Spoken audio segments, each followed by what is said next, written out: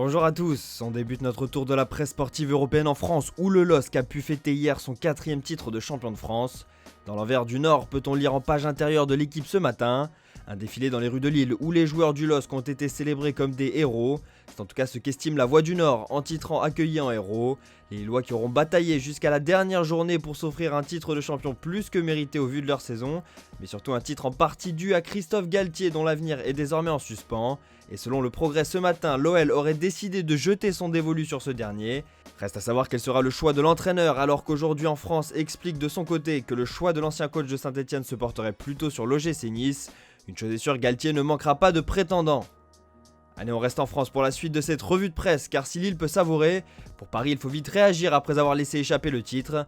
Le PSG qui va donc devoir gérer un mercato qui pourrait s'avérer plus agité que prévu. Comment garder Mbappé, titre ce matin le Parisien en une de son édition du jour. Un dossier épineux dans lequel les discussions n'avancent pas vraiment et où le champion du monde n'a pas hésité à mettre la pression sur sa direction à l'issue de la rencontre à Brest. Et selon l'équipe, avant de recruter, Paris va d'abord devoir s'alléger. Et des joueurs comme Kerrer, Sarabia ou encore Mauro Icardi pourraient être invités à quitter le club cet été. Néanmoins, la direction parisienne semble déterminée à conserver le génie français. C'est en tout cas ce qu'a déclaré Nasser El Khelaifi dimanche soir. Un message entendu jusqu'à Madrid où Mbappé est annoncé avec insistance et où As reprend les propos du président du PSG. Encore un dossier qui n'a pas fini de faire couler de l'encre à travers l'Europe. Allez, direction l'Angleterre pour la suite de ce tour de la presse sportive européenne. Le pays de Sa Majesté qui retient son souffle à quelques heures de l'annonce de la liste des joueurs qui participeront à l'Euro avec la sélection. Harry tient bon, titre ce matin le Daily Express, puisque le capitaine anglais est toujours blessé et devrait contraindre Gareth Southgate à proposer un groupe élargi, afin de pouvoir espérer le retour de certains cadres d'ici la date fixée par l'UEFA. Une situation qui amuse le Daily Mirror pour qui Southgate pourrait passer les prochains jours en sueur, d'autant que certains de ces cadres vont encore devoir jouer la finale de Ligue des Champions, et qui en cas de blessure pourrait venir compliquer encore plus les choses. De son côté, le Times préfère lui se concentrer sur les autres casse-têtes du sélectionneur anglais. Outre les blessures, il faudra également trancher pour certains joueurs à l'image de Mason Greenwood, de Trent Alexander-Arnold ou encore de Jude Bellingham. Une chose est sûre, Marcus Rashford devrait lui bien être dans cette liste. L'attaquant de Manchester United selon qui l'Angleterre a le talent pour remporter l'Euro cet été. C'est en tout cas ce qu'il a déclaré dans son interview au Daily Telegraph. Réponse le 11 juillet. Allez, on file en Espagne pour la suite de cette revue de presse où l'annonce de la liste pour l'Euro fait elle aussi beaucoup parler. Ni Ramos ni le Real Madrid, titre d'ailleurs As en une de son édition du jour.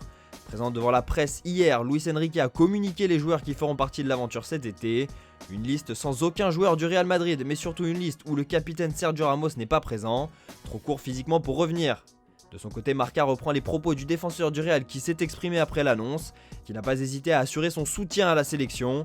J'applaudirais comme un fan de plus depuis chez moi. Une onde de choc venue retentir jusqu'en Angleterre, où The Independent n'hésite pas à reprendre l'information en une de son édition sport du jour.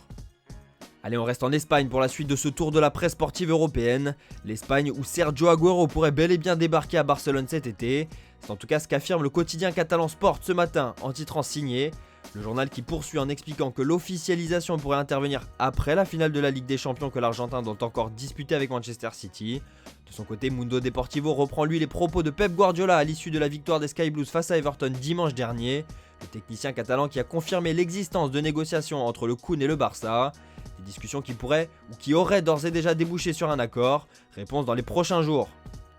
Enfin, on termine cette revue de presse en Italie où la valse des entraîneurs s'annonce sans précédent cet été. Max Chivala, titre d'ailleurs la Gazzetta dello Sport en une de son édition du jour. Alors que Pirlo pourrait quitter la Juventus, les dirigeants bianconeri seraient à la lutte avec le Real Madrid pour faire venir le technicien italien dans le Piémont.